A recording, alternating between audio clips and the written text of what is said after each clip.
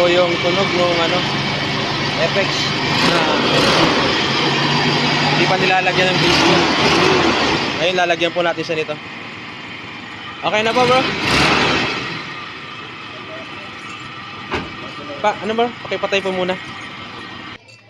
Ayan, maglalagay na po tayo ng disco.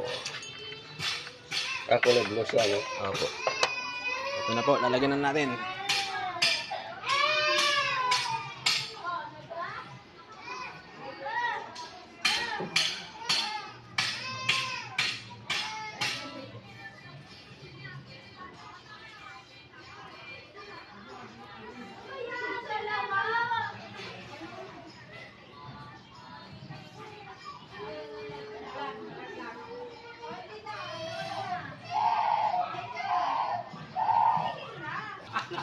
Ito po, tapos na yung paglagay.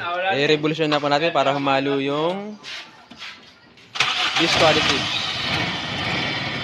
Ayan.